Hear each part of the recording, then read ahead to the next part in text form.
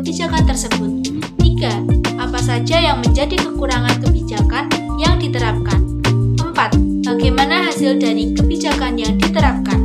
5. Apa saja dampak diterapkannya kebijakan-kebijakan tersebut? Kebijakan ekonomi dalam pemerintahan Presiden B.J. Habibie.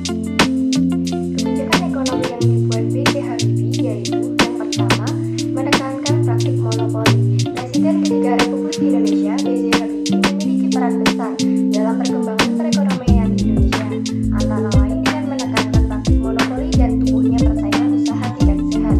Di era kepemimpinan B.J. Habibie, terdapat undang-undang yang mengatur tentang larangan praktik monopoli dan persaingan yang tidak sehat, yaitu pada Undang-Undang Nomor 5 Tahun 1999.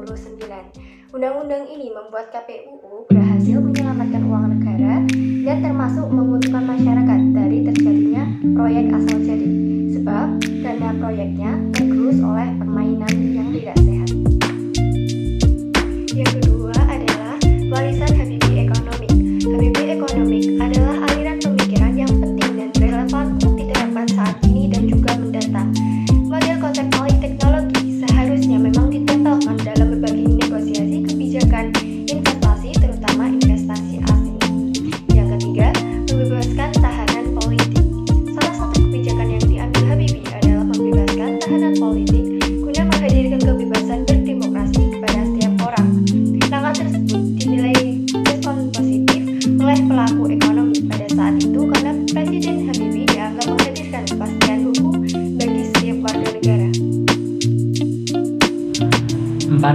Membuat tim ekonomi yang bebas intervensi politik. Kemampuan B.J. Habibie dalam meramu tim ekonomi yang kuat bisa ditelusuri oleh generasi pemimpin Indonesia saat ini.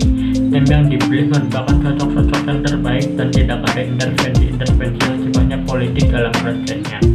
5. Menguatkan nilai tukar rupiah terhadap dolar dari 16.650 menjadi 7.000 rupiah. Salah satu yang paling mengagumkan adalah ketika Habibie berhasil mengejar nilai tukar rupiah terhadap dolar Amerika.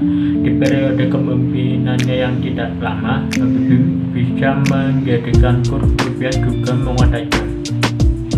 Jika pada Juni 1998 tercatat 16.650 rupiah per dolar, maka dalam waktu 5 bulan naik menjadi 7.000 rupiah per dolar.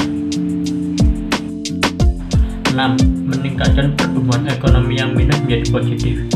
B.J. Habibie yang bukan seorang ekonom pun berhasil membuat Indonesia melewati gelombang krisis yang sangat parah pada tahun 1998. Habibie bisa menciptakan pertumbuhan ekonomi yang tumbuh minus 13,13% pada tahun 1998 bisa berbalik positif tumbuh 0,79% pada 1999, menyelamatkan 4 bank BUMN yang tenggelam.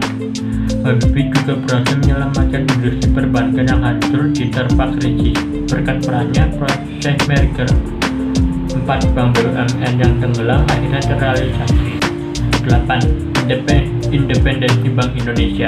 Lama belajar di Jerman membuat Habibie memahami independensi Bank Sentral Jerman yang sangat tinggi.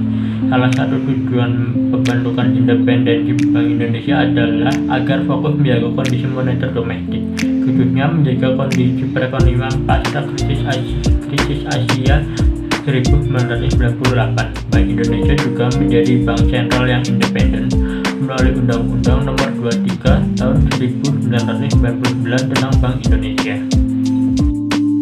Kelebihan kebijakan ekonomi B.J. Habibie. Kelebihan kebijakan ekonomi pada masa kepemimpinan B.J. Habibie.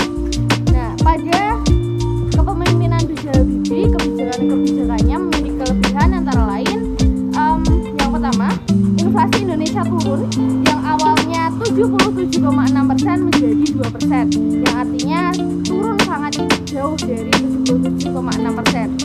Selanjutnya, kurs rupiah menguat terhadap dolar yang awalnya dari 16,650 ribu rupiah menjadi 7.000 pada bulan November 1999. Yang terakhir adalah pertumbuhan ekonomi membaik. yang awalnya pertumbuhan ekonomi minus 13% menjadi surplus 2% di tahun 1999. Kekurangan dalam kebijakan ekonomi B.J. Habibie. Yang pertama adalah di akhir kepemimpinan B.J. Habibie, nilai tukar yang sebelumnya menguat menjadi menurun. Yang kedua, tidak dapat meyakinkan investor untuk tetap berinvestasi di Indonesia pada akhir kepemimpinannya. Selanjutnya, kebijakan yang dilakukan tidak dapat memulihkan perekonomian dari krisis. Memang pertumbuhan ekonomi meningkat, namun tidak dapat memulihkan perekonomian seperti sedia kala. Yang selanjutnya adalah pemerintah gagal mengatasi masalah distribusi sembako. 4. Hasil kebijakan ekonomi B.J. Habibie. Kebijakan ekonomi B.J. Habibie telah berhasil menciptakan beberapa kondisi ekonomi yang diharapkan. Antara lain, satu dalam kebijakan menekankan praktik monopoli pada UU Nomor 5 Tahun 1999 berhasil mencegah berlangsungnya proyek yang dimonopoli oleh beberapa oknum pejabat negara. 2. 4 hal yang telah dihasilkan dari Habibie non-ekonomis, yaitu sumber daya manusia unggul, ekonomi kerakyatan, ekonomi berbasis syariah, serta penguasaan yang tinggi terhadap teknologi. 3. Nilai tukar rupiah terhadap dolar yang menguat jauh pada saat itu, 16.650 menjadi 7.000, menciptakan kondisi ekonomi yang kembali naik atau positif setelah krisis moneter. Reformasi bidang ekonomi dan dampak kebijakan ekonomi B.J. Habibie. Reformasi bidang ekonomi. Terkendalinya nilai rupiah dan penanggulangan krisis merupakan dua sasaran reformasi pada bidang ekonomi. Pemerintahan Presiden B.J. Habibie mampu membawa perekonomian Indonesia lebih baik. Dibuktikan dengan adanya penurunan laju inflasi dan persebaran kebutuhan pokok kembali berjalan dengan baik. Hal lainnya, nilai tukar rupiah mengalami penguatan secara signifikan sesuai TAP MPRN nomor 10 tahun 1998 untuk menanggulangi krisis di bidang sosial budaya yang disebabkan sebagai akibat dari krisis ekonomi. Pemerintahan melaksanakan program jaringan pengamanan sosial yang bertujuan untuk pelayanan pada bidang kesehatan dan pendidikan yang akan membantu masyarakat memiliki perekonomian ke bawah dalam situasi krisis. Dampak reformasi ekonomi. Yang pertama, merekapitulasi perbankan dan menurunkan inflasi. Yang kedua, merekonstruksikan perekonomian nasional. Yang ketiga, melikuidasi bank-bank bermasalah. Yang keempat, membentuk Badan Penyihatan Perbankan Nasional. Yang kelima, menaikkan nilai tukar rupiah terhadap dolar AS hingga di bawah 10.000. Yang keenam, mengesahkan UU Nomor 5 Tahun 1999 tentang larangan praktik monopoli atau persaingan tidak sehat. Dan yang terakhir, nomor 7, mengesahkan UU Nomor 8 Tahun 1999 tentang perlindungan konsumen.